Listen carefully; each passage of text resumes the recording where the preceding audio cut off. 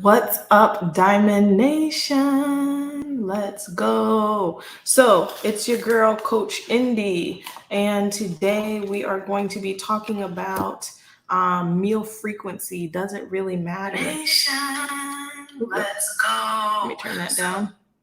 Okay, so does meal frequency matter? Yes and no. Well, actually, mainly just no. I don't know why I said that. Let's just keep it real. Meal frequency does not matter. Um, at the end of the day, it has to do with the quality of your food and portion sizes. Because at the end of the day, it's calories in versus calories out. Let's just keep it real. So I'm going to go into more detail here in a second. The reason why we are doing this live is because someone brought up in the group chat that they typically don't eat until super late, which is fine. It's perfectly fine. But ultimately, at the end of the day, you want to see results and you want to be able to lose weight, even if you fast, even if you don't eat lunch, even if you don't eat breakfast, right? So I want you to think about my chair is a little bit too low and it's messing everything up. It looks like I'm looking down and I'm not. Okay. All right, that's a little bit better. It's a little bit more eye level now. So, at the end of the day, it's calories in versus calories out. So the two things that we need to change in order for you to see better results is making sure that you're properly fueling your body, and two, that you are not sedentary. Okay, so those are the two major problems that I see with people that skip meals. I naturally fast myself. One, because I have ADHD, so I typically forget to eat. Two, because even if I do take my medication, then the ADHD medication is an appetite suppressant. So either way, I typically don't eat until late myself.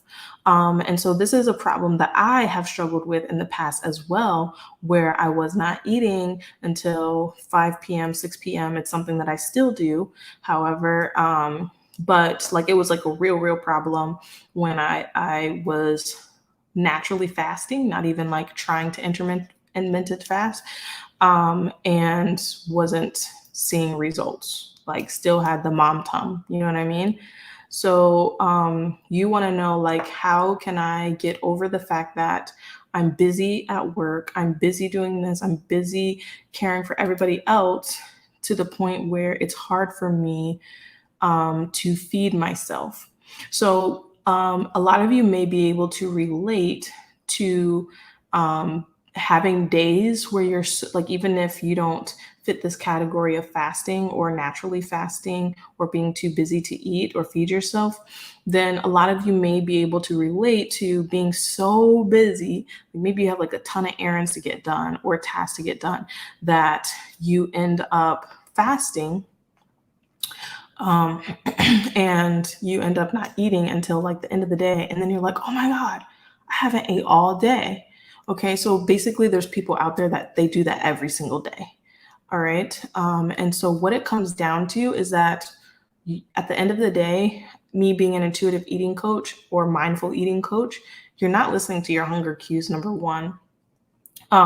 Because when it comes to like ADHD, for instance, I'm so distracted and focus on other things that I cannot listen to my hunger cues until they hit me like a Mack truck.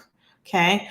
And so I'm sure it's like a similar thing with some of you, is that you're so busy at work, you're so busy tending to other people, other things, that you don't get hungry until like you slow down or your hunger hits you like a Mack truck. Tell me if I'm wrong, because I know I'm not. Uh, by the way, give me a hashtag replay if you're watching this on replay. But like I said, at the end of the day, I want you to think of calories in versus calories out as a bank account. okay? A bank account. So at the end of the day, 1 pound of weight loss equals 3,500 calories. And sustainable weight loss looks like having a ½ pound to 2 pounds come off per week. Look it up. Google what sustainable weight loss looks like. It is a ½ pound to 2 pounds per week. Google how many calories is in a pound. It will come up for you 3,500 calories. Okay, so that means by the end of the week, by the end of 7 days, you need to have 3,500 calories less than what your body needed. So you have a maintenance amount of calories. You come up with that maintenance amount of calories by your weight times like 11. Okay. So someone that is 100 pounds, just as a, for instance, for easier math, if you times that, let's see, let's do a 200-pound person, right? So you have a 200-pound person and you times it by 11, they roughly need, I'm so bad at math in my head, guys. Dyscalculia is like a real part of ADHD. Okay. So they need about 2,000 calories. Okay. And so by the end of the week, if you take that 2,000 calories per day that they need in order for their bodily functions, and then you multiply that by 7, then that number you need to subtract the 3,500 calories from their weekly bank account number of calories. Or if you take 3,500 and you divide it by 7 days, then you need to be in a calorie deficit of about 500 calories per day. So that may make more sense, right? So how does calories come into play when it comes to intuitive eating and mindful eating if I do not have you guys count calories? This is where it comes into play at, because you can create a calorie deficit through fitness. Like essentially 10 minutes of working out is like 100 calories, okay? So if you work out for 30 minutes, you have created a 300 calorie deficit. Okay, so we have 300 out of the 500 out of the way, meaning that we only need a nutrition calorie deficit of about 200. Now, I know you guys know what 200 calories look like because you buy those snack bars or those health bars or cereal or whatever, and it's like 100 calories per serving. Okay, so that's like reducing your calories by like 2 little snack bars, or like a thing of fries is 400 calories for like a medium. Okay, so that's like taking out a fry that you're having probably daily in fast food. Another way that you can make sure that you're in a calorie deficit is like tracking your portions. For instance, these containers are the same as a 1 cup size here. And you can buy these from Amazon, or you can just simply go and get some of these. And so what I typically recommend is having about 2 fruit servings a day, having about 3 to 4 veggie servings a day, and then having about 3 to 4 protein servings in a day. Now, what if you don't always have a measuring cup with you? Cool. Cup your hand, and that's going to be about a serving size. And once you get really good at this, you'll be able to eyeball what a serving size looks like so that you don't always have to have tools like this available. The other thing is that the quality of your food matters. So if you are having the fruits and the veggies, I guarantee you, if you are eating the fruits and the veggies that you're supposed to have in a day, which I recommend, again, about 2 fruit servings and about 2 to 3 veggie servings, and then about 3 to 4 protein servings, you are almost guaranteed to be in a calorie deficit because veggies are extremely low in calories. A container of veggies is like 50 to 150 calories. A container of fruit is literally like the 1 cup size is literally like the same thing, 50 to 150 calories. So your fruits and veggies are super low in calories. So if the quality of your food is good, that's also going to put you in a calorie deficit. Okay. So now we've created that 300 calorie deficit from your fitness of doing 30 minutes of working out, which is super doable. And I know you can. And then we also created a calorie deficit by eating more fruits and veggies or using palm measurements. My hands are big, my hands are small. Um, that part of it actually doesn't matter because a smaller person needs less, a bigger person would need more to fuel their body. Makes sense? So the other thing too is cutting out calorie drinks. You don't have to do this completely, but everything needs to be done in balance and moderation. If you are drinking the amount of water that you need in a day, which I typically recommend 2.5 to 3 liters, then or about 80 ounces, then that is also going to put you in a calorie deficit. Some of you are having calorie drinks that are 100 to 400, if it's like Starbucks or something, calories. There's your $500, because we were talking about bank account, right, for calories. But there is your calorie deficit of 500. So you see how at the end of the day, it comes down to not the meal frequency, but the quality of your food that you're eating. Because I guarantee that when you do go to eat, that you are having the wrong choices. And then the other question that I have gotten is that, like, I just don't eat enough, period, which causes me not to have energy, which causes me to be sedentary. So that means that at the end of the day, one, we need to be more mindful of listening to our hunger cues. And that when we do go to eat, we are eating quality foods that our body will be able to metabolize. We also need to tap into our GI system and see if there are any digestive issues going on, because what goes in must come out. We also need to work on increasing our movement, because when you increase your movement, then your body is automatically going to increase the ghrelin hormone in your body to tell you that you need more food, that you need more fuel. Okay, so if you are somebody that sits all day and you work from home, then getting a under the desk treadmill could be an amazing hack. I just got one myself for only $25 a month, which is the same price as a gym membership from Amazon, because they have a firm where you can pay per month for things that are expensive, because this one does not go under a desk. So like when I'm sitting here at my desk at my computer doing things, then I want to make sure that I'm getting in my 10,000 steps per day, because the average American gets 6,000 steps in a day. Okay. But the average American is fat. The average American has a lot of preventable health issues going on. So we don't want to be like the average American getting 6,000 or less steps. We want to be above average and getting 7 to 10,000 steps a day.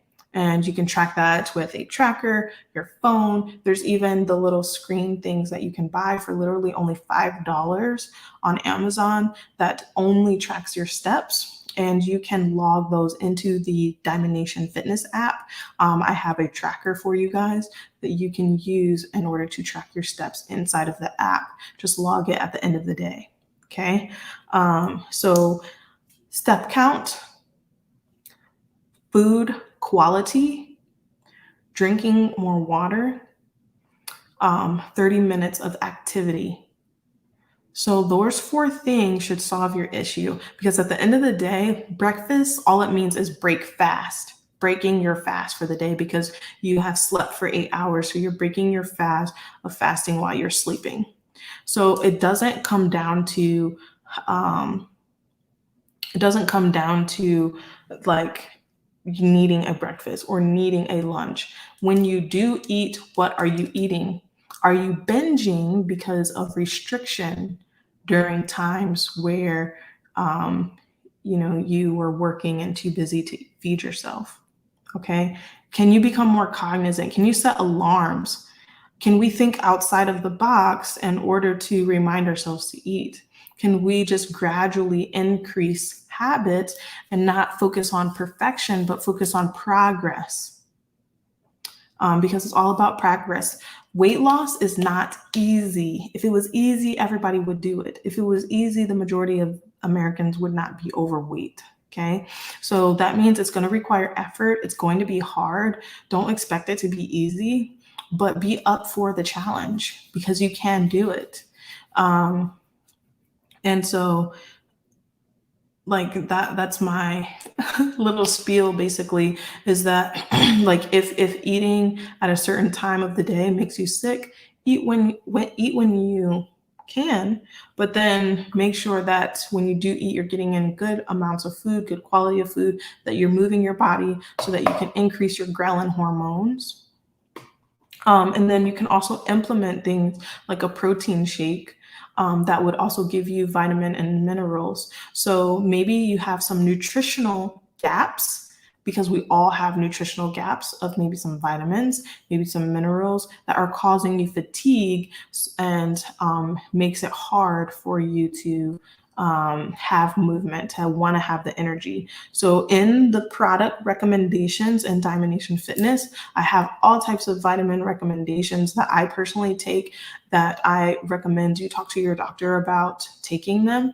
But some of the common deficiencies that cause you to be fatigued are vitamin D, iron, like your hemoglobin being low, and B12, B6, all the B vitamins, super important, vitamin A, vitamin K, like all of these things are super important to make sure you address them, address any nutritional gaps that may be causing fatigue. Because when you're fatigued, it's your body calling out for something that you need. Okay. Maybe you have too much caffeine and your adrenal glands are overworked. Maybe you need to give it a rest and do a reset. Maybe you don't have enough caffeine in your system, because it can be beneficial to have some caffeine in a day. Me personally, I typically take a Thrive capsule by Lavelle, that I've been taking those for like 5 years now. And it just has like basically tons of vitamins. Like it's like a multivitamin essentially, but then it also has probiotics for gut health. It has caffeine for energy. It has B vitamins. It has vitamin D. Like literally everything that's needed for energy to fill those vitamin nutrition gaps, it has in there. So super important to address any nutritional gaps that have to deal with fatigue. Go get your blood labs drawn with your primary care doctor. Stay on top of that type of thing. And that's my spiel on this training. I'm going to end it here because it's about 18 minutes long at this point, but please let me know if you have any further questions about meal frequency, if it's important, how to make sure that you get enough food in, how to make sure that you get enough activity in. Because at the end of the day, investing in something like this, that's going to help you get your step count in, or even just like going to the mall and walking your dog more, going out with your kids more, your spouse, and walking. It's going to require a concerted effort. Yes, because like I said, weight loss is not meant to be easy. But investing in your health is one of the most important things that you can possibly do. For $25 a month of getting a treadmill, on credit or whatever, is that not worth it? So just some things to think about, that I want you to get in the mindset of fueling your body for success, moving your body for success, investing in your health, filling those nutritional gaps, addressing any issues of fatigue, be that with like a functional medicine doctor, who are very, very good at addressing fatigue. In fact, functional medicine is one of those things that as a nurse, I can take certifications for, and further down the line, I plan to. But for now, I would say that there's a lot of functional medicine doctors that can help you test your blood, or even just your primary care doctor. So Definitely a lot of things to think about, but at the end of the day, I want you to have patience, I want you to have grace, and just know that if you get 1% better each and every day, that's going to compound like interest in a bank account. So it's not about going from 0 to hero, it's about like, was I better today than I was yesterday? And if I wasn't, how can I pivot and adjust in order to make sure that things improve? How can I celebrate my wins, pat myself on the back on things that I'm doing well? So, as always, it is faith, consistency, and hard work that's going to get you to your goals. And I hope that you guys have a great evening, Diamond Nation. Make sure you give me a hashtag replay if you watch the replay, and then also drop a heart in the comments if you got a takeaway. Behavior science says that if you just listen to something, you're not as likely to remember it as if you write something out. So make sure you type out your biggest takeaway in the comment section below. And that way, this last 20 minutes that you just did won't be in vain, and you'll be able to remember it and implement it and actually see results. Okay. Because I know you want to see your next 10 pounds come off in 30 days, right? So I'll see you guys later. Bye.